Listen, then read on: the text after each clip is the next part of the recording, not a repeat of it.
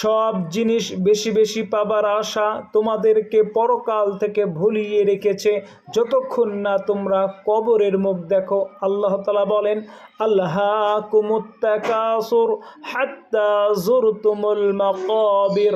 দুঃখের বিষয়, বেশিরভাগ মানুষ রমজান মাসে রোজা রাখেনি, নামাজ পড়ে না। এর সবচাইতে বড় কারণ ব্যস্ততা। রোজা রাখলে হয়তোবা কাজ কাম করতে পারবে না, ব্যবসা বাণিজ্য ঠিকমতো করতে পারবে না, বিধায় রোজা রাখেনি, নামাজও পড়ে না।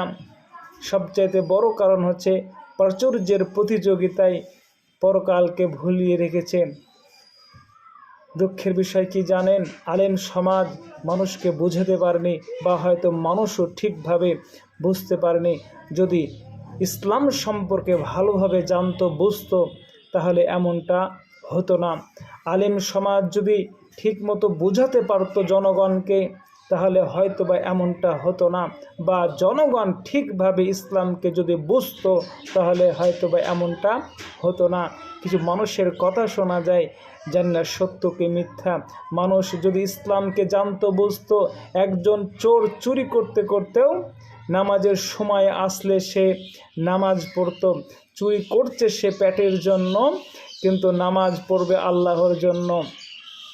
একজন জেনাকারী জেনা করতে করতে যদি ফিরে আসে, যদি নামাজের সময় এসে যায়, হয়তোবা সে নামাজ পড়বে। দুঃখের বিষয় কি জানেন? ইসলাম সম্পর্কে সম্পূর্ণভাবে না জানার কারণে, বা হয়তো না বোঝানোর কারণে, বা হয়তো বোঝাতে না পারার কারণে এমনটা হতে পারে।